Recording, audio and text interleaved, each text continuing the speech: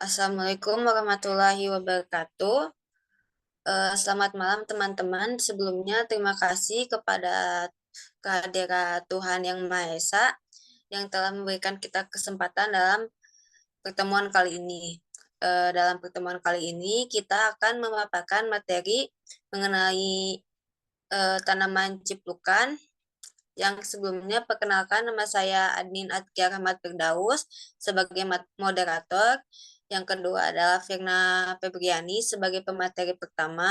Yang ketiga adalah Muktadi Maskur sebagai pemateri kedua. Yang keempat adalah Najwan Wiguna sebagai pemateri ketiga. Dan Yayat Hidayat sebagai pemateri keempat. Dan yang terakhir adalah Yesi Purnabaksari sebagai pemateri ke-5. Sebelumnya langsung saja kepada pemateri pertama yaitu Firna Febriani, dimulai.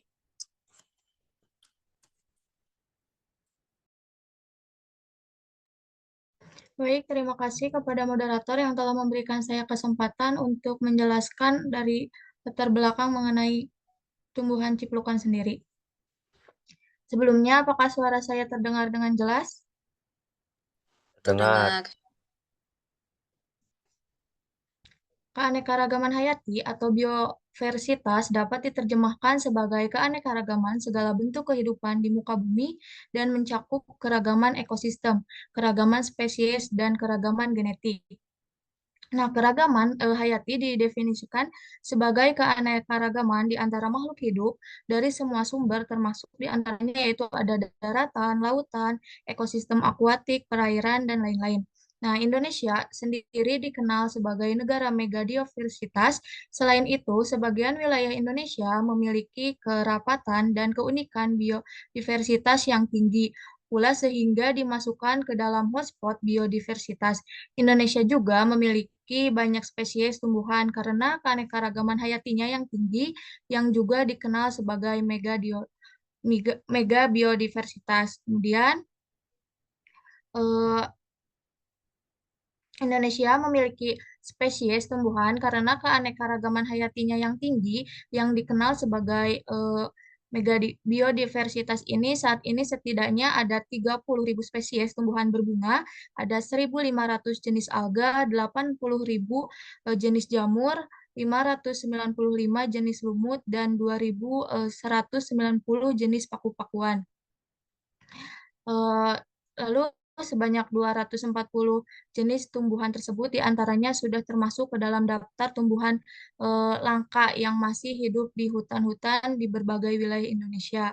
Eh, Sementara itu, berdasarkan The International Union for Conservation of Nature atau IUCN, Indonesia memiliki tumbuhan langka sebanyak 1.217 jenis yang terdiri dari punah yaitu satu jenis, punah in situ satu jenis, kemudian ada kritis sebanyak 116 jenis, ada genting 79 jenis dan eh, rawan 213 jenis dan lain-lain. Seperti terkikis, data belum lengkap dan belum dievaluasi. Kemudian sebanyak 807 jenis. Eh, Apa sih tumbuhan langka itu? Yaitu tumbuhan langka adalah bagian dari sumber daya alam yang tidak memiliki ternilai harganya sehingga kelestariannya perlu dijaga melalui upaya pengawetan. Eh, Tanaman mempunyai slide selanjutnya.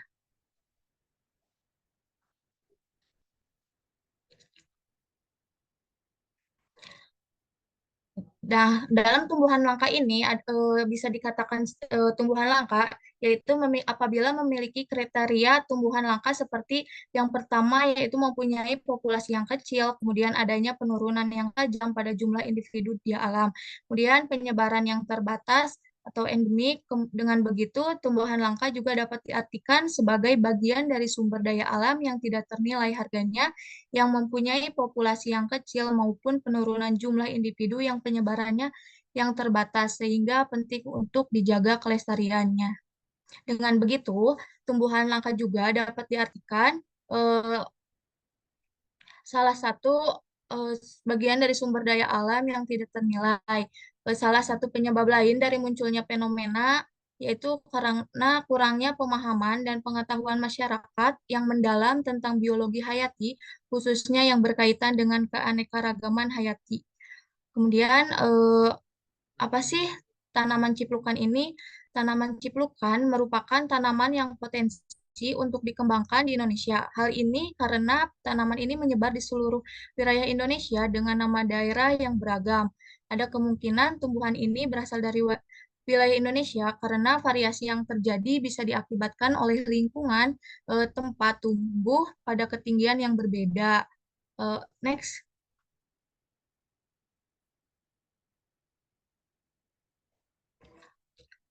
Nah, ciplukan atau Pistalis sp ini merupakan tanaman yang potensial untuk dikembangkan di Indonesia. Eh, dan ciplukan dikenal dengan berbagai nama daerah lokal seperti keceplokan, ada ciciplukan di daerah Jawa, ada nyor-nyoran atau yor-yoran yaitu di daerah Madura, kemudian ada cecendet, cecendetan, cecenetan yaitu dari wilayah Sunda. Kemudian ada kopok-kopokan, kaceplokan, angket, yaitu berasal dari Bali. Kemudian ada leletep, sebagian dari Sumatera. Ada letokan, Minahasa, dan lain-lain. Dalam bahasa Inggris sendiri, dikenal ciplukan ini sebagai Cuclea leaf ground cherry, wild tomato, chamafu, dan winter cherry. Sedangkan dalam bahasa ilmiahnya atau Latin disebut juga dengan Physalis angulata. Bisa dilihat dari klasifikasinya yaitu sebagai berikut.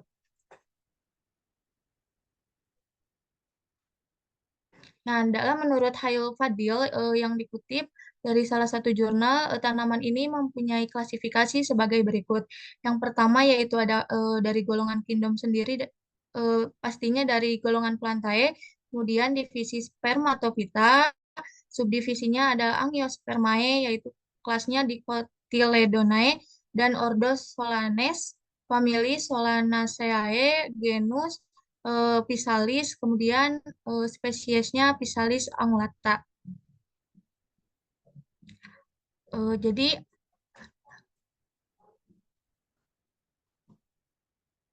next.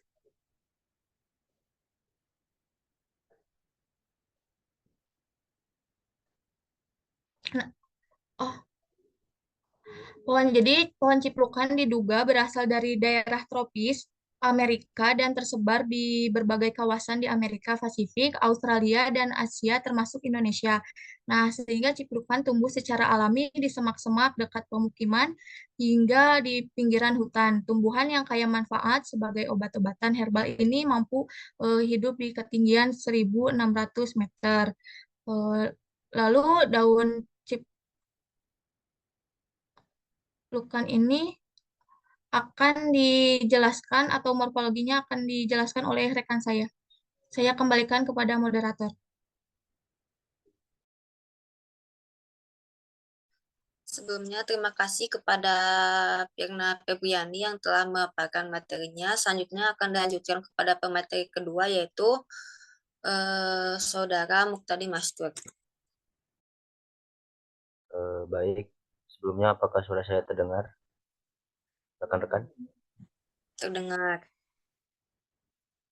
Baik, terima kasih kepada moderator yang telah memberikan waktunya kepada saya. Langsung saja, untuk morfologi ciplukan ini, yang pertama, daun ciplukan berbentuk bulan telur dengan ujungnya itu meruncing.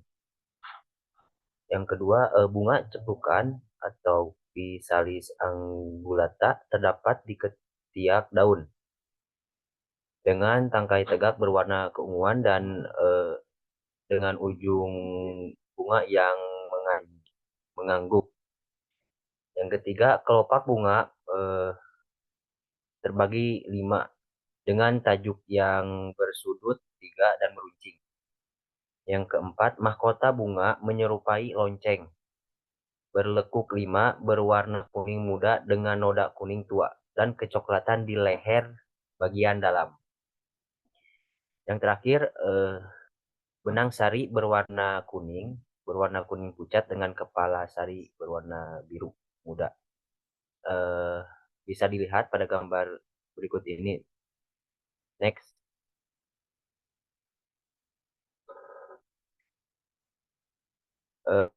Dari morfologi tadi masih ada 2 poin. Buah ciplukan terdapat dalam bungkus kelopak yang menggelembung berbentuk telur berujung meruncing berwarna hijau muda dengan kekuningan dengan rusuk keunguan dengan panjang sekitar 2 sampai 4 cm.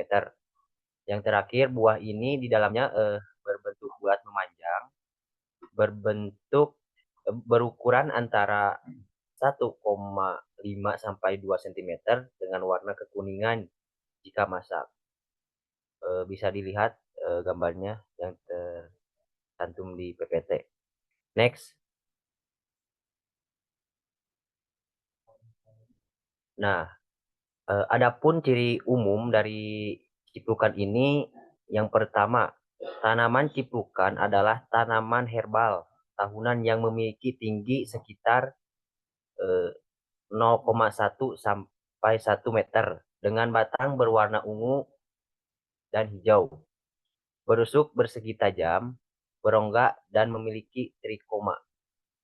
Yang kedua, memiliki akar tunggang, bercabang dan berserabut serta berwarna putih hingga kecoklatan dan intensif menyebar di permukaan tanah.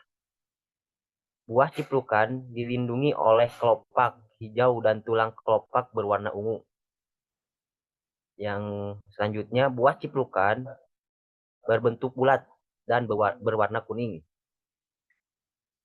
Yang terakhir, daun ciplukan memiliki ciri-ciri berwarna hijau, tulang daun menyirip, permukaan daun berambut, bentuk helaian daun bulat telur dengan ujung meruncing, dengan panjang 5 sampai 12 cm dan lebar yaitu 4 sampai 7 cm.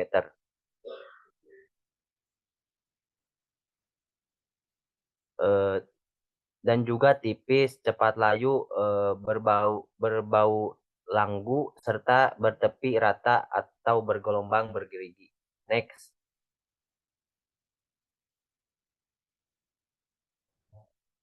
Nah, yang selanjutnya ada distribusi khusus. Distribusi khusus ini dalam konteks tanaman merujuk pada area atau wilayah di mana tanaman tersebut secara alami tumbuh atau tersebar secara spesifik. Ini dalam distribusi ini bisa mencakup lokasi geografis dan juga iklim maupun ketinggian yang nantinya ini mendukung untuk pertumbuhan tanaman ciplukan tersebut.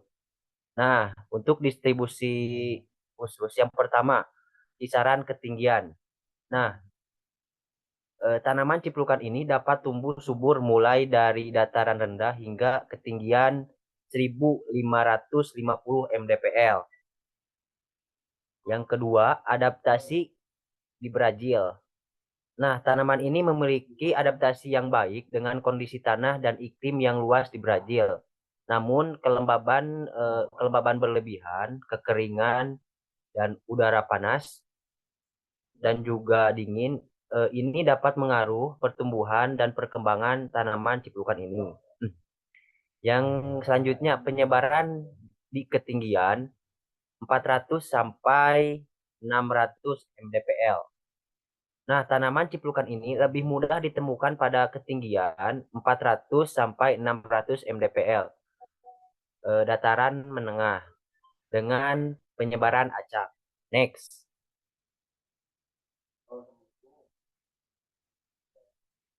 Next.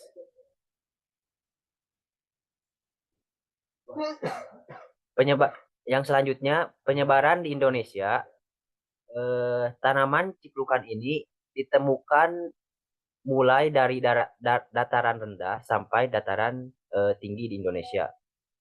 Jenis yang selanjutnya jenis tanah yang ideal. Tanah yang ideal untuk tanaman ciplukan ini adalah tanah berpasir liat dengan drainase yang baik, kaya akan bahan organik lebih dari 4%. Dan pH tanah itu antara 5,5 dan 6,8. Yang terakhir dari distribusi ini untuk mendukungnya tanaman ciplukan ini kondisi lahan di ketinggian 400 sampai 600 mdpl. Nah, ketinggian tersebut umumnya terdiri dari lahan pesawahan yang relatif subur dengan drainase yang baik dan pH mendekati normal yang mendukung pertumbuhan dan perkembangan dari tanaman cipluk ini. Mungkin itu saja yang bisa saya sampaikan. Untuk selanjutnya akan rekan-rekan saya yang menyampaikannya. Mungkin itu saja. Terima kasih. Saya kembalikan kepada moderator. Sebelumnya, terima kasih kepada Saudara Muktadi yang telah memaparkan materinya. Kita akan melanjutkan kepada Saudari Yesi Purnamasari untuk melanjutkan.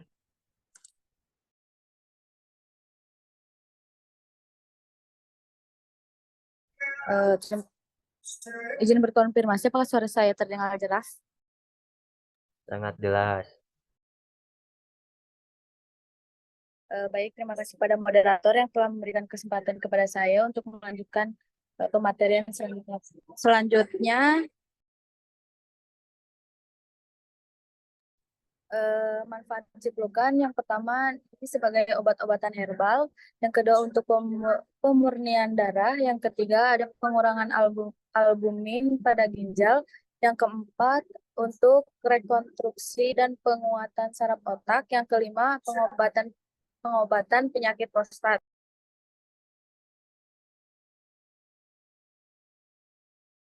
Next.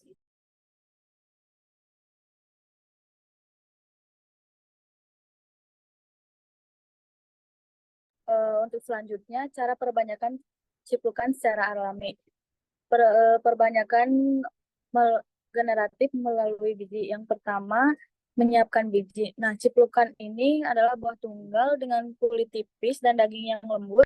Untuk mendapatkan biji yang berkualitas, pilihlah buah dengan cangkang kuning atau cangkang yang sudah kering. Selanjutnya, biji dipisahkan dari buah dan dibersihkan dari lendir yang menempel untuk mencegah pertumbuhan jamur. Bijinya dipilih yang padat, seragam, dan bebas cacat untuk dijadikan benih. Yang kedua, uji daya kecambahan. Perkecambahan merupakan proses metabolisme biji hingga dapat menghasilkan pertumbuhan dari komponen kecambah, lumula, dan radikula.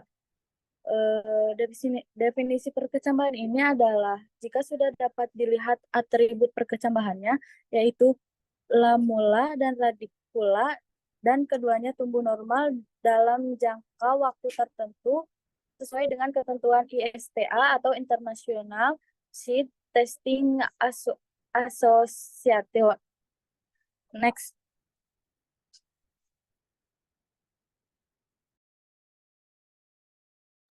Yang terakhir ada pengamatan. Nah, pengamatan ini yang diamatinya diantaranya sebagai berikut.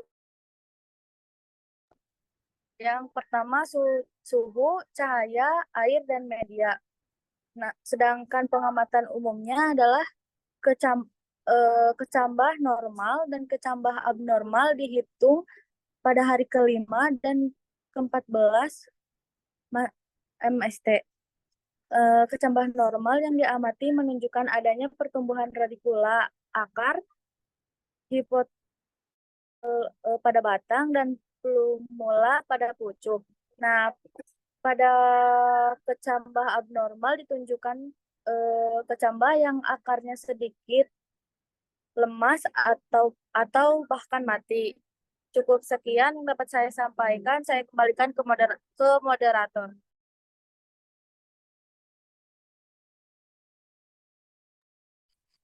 Terima kasih kepada Saudari Yasi yang telah memaparkan materinya. Selanjutnya akan dilanjutkan kepada pemateri keempat, yaitu Saudara Yayat.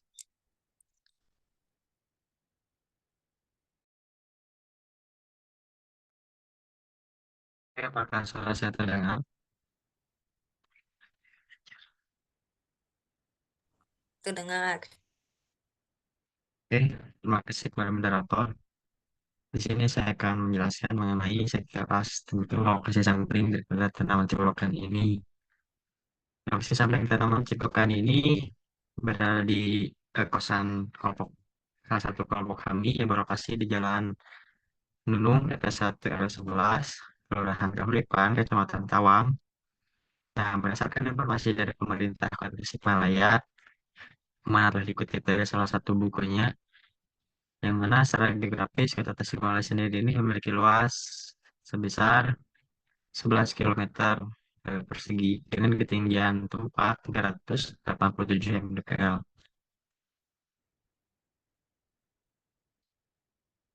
Nah, kemudian suhu di sekitar kosan salah satu kelompok kami, suhunya berada di lokasi berdasarkan data dari Badan Pusat Statistik Kota Tasik. Suhu rata-rata di wilayah Kota Tasik tersebut berkisar antara 25 derajat hingga 30 derajat Celcius.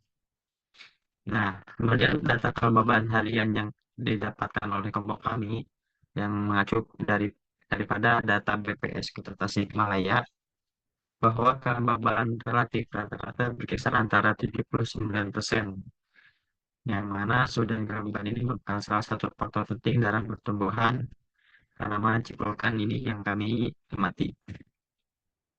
Nah, kemudian kondisi geografisnya dari letak kos-kosan dan salah satu kelompok kami, dataran musik ini terletak di wilayah Pegunungan Penanggalan, Jawa Barat, Indonesia dengan ketinggian 1191 kaki atau 351 meter. Lokasinya sangat strategis tentunya karena terletak di jalur transportasi utama pulau bagian selatan yang menghubungkan pusat pertumbuhan. Nah, kota Gresik ini juga berjarak sekitar 105 km dari ibu kota Provinsi Jabar, yang mana dikutip dari salah satu artikel Muhammad Gilang Rizkina. Nah, kemudian karakter khusus dari wilayah Tasik ini memiliki beberapa potensi unggulan yang layak untuk dikembangkan. Tidak hanya dalam sektor pertanian, kelautan, pertambangan, industri, sektor tersebut eh, merupakan core bisnis dan berpeluang besar dalam mendorong pertumbuhan ekonomi daerah. Seperti halnya dalam budaya tanaman cipokan ini. Nah, eh, jika ditelaah mengenai tentang populasi penduduk dengan eh, lokasi sampling, tentunya sangat saling memiliki keterkaitan, di antaranya itu antara kandungan karbon dioksida yang mungkin bisa dihitung banyak karena penduduknya juga banyak itu apabila disangkut pautkan. Mungkin sekian yang saya dapat berikan. Selanjutnya dilempar lagi kepada moderator. Terima kasih.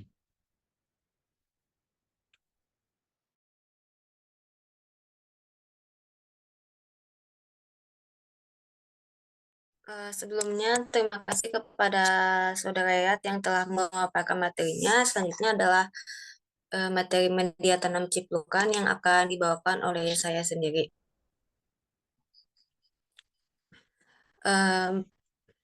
Media tanam ciplukan yang dibutuhkan menurut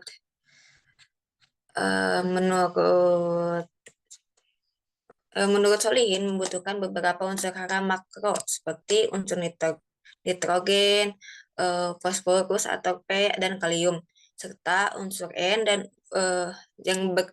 yang berperan pada proses fase vegetatif dan unsur fosfor untuk proses sumber energi pada setiap proses metabolisme tanaman. Nah, menurut penelitian yang dilakukan oleh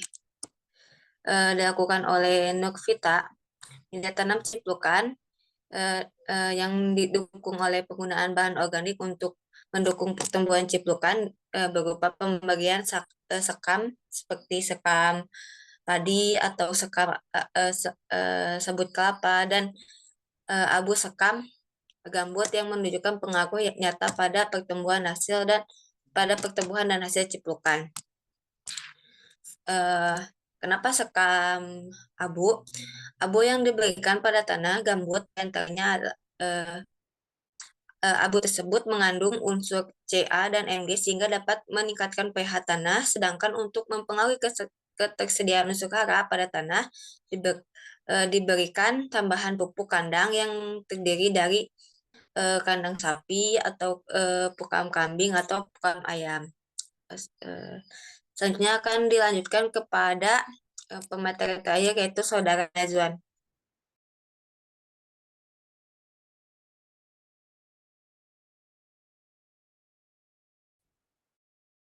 Baik, sebelumnya apakah suara saya terdengar jelas? Terdengar. Oke, terima kasih atas kesempatan waktu dan medianya yang telah diberikan. Dalam video kali ini saya akan mendeskripsikan bagaimana pertumbuhan tanaman ciprukan yang kami amati ini.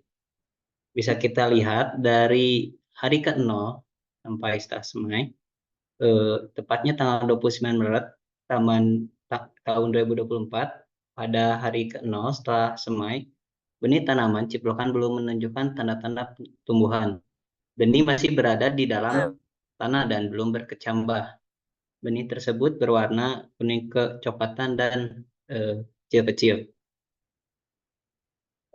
Fase selanjutnya hari ke-7 setelah semai, tanggal 5 April tahun 2024, batangnya itu sudah kokoh dan berwarna hijau cerah, sementara akarnya mulai kuat mencengkram tanah. Pada hari ke-7 setelah semai, tinggi tanaman mencapai sekitar 3 cm dengan 3 lembar daun berwarna hijau cerah. Perawatan penting termasuk penyiraman secara rutin setiap hari, pagi atau sore dengan menggunakan air secukupnya untuk mencegah genangan air. Pemupukan belum diperlukan pada hari ke-7 ini. Dan penyiangan rutin perlu dilakukan untuk membersihkan gulma di sekitar tanaman. Oke, bisa di next selanjutnya.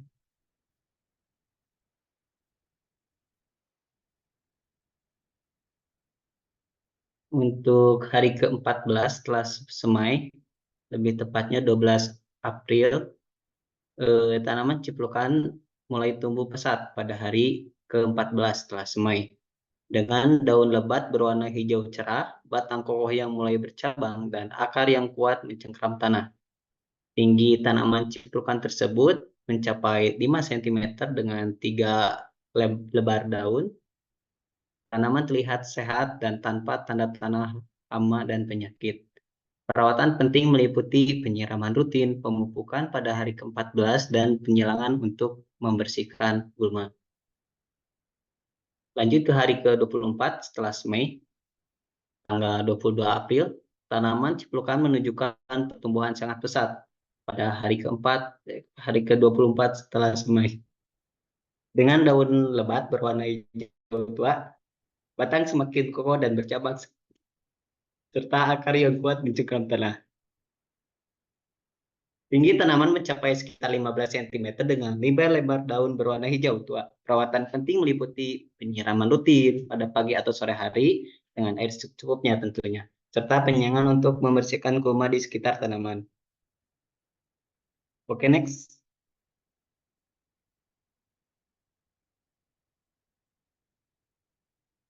Ini meliputi bisa di next sebelumnya. Tadi agak kelewat.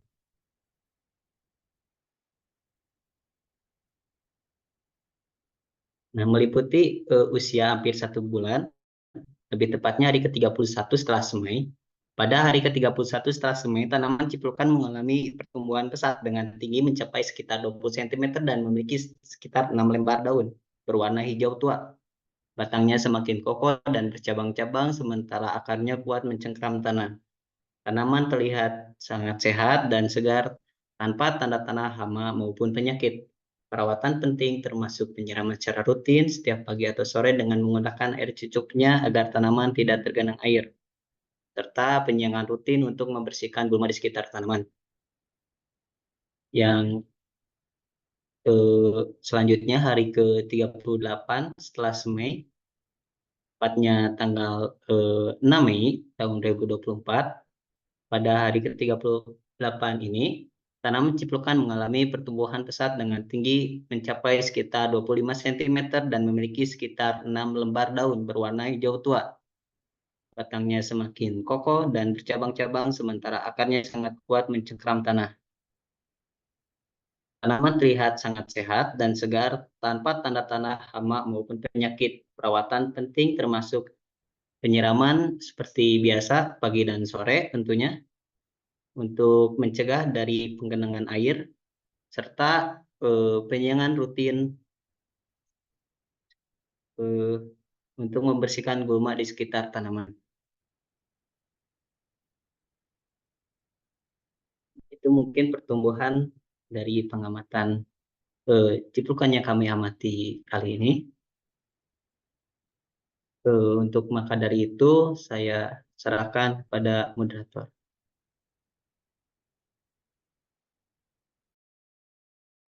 Terima kasih kepada Saudara Najwan yang telah memaparkan materinya. Alhamdulillahirrahmanirrahim, presentasi telah selesai dilaksanakan dengan kesimpulan ciplukan merupakan tanaman yang tumbuh secara alami di semak-semak dekat pemukiman hingga pinggiran hutan. Tanaman ini juga termasuk tanaman liar dan langka. Ciplukan termasuk tanaman yang kaya akan manfaat seperti obat-obatan, dan ciplukan merupakan tanaman yang tumbuh secara alami di semak-semak dan permukiman hingga pinggiran hutan. Tanaman ini juga termasuk tanaman liar langka. Alhamdulillahirrahmanirrahim. Sebelumnya terima kasih kepada Bu Pisi yang telah memberikan kesempatan kepada kelompok kami untuk memaparkan presentasinya. Untuk mengakhiri presentasi kali ini, kita akan mengucapkan alhamdulillah secara bersama-sama. Alhamdulillahirrahmanirrahim.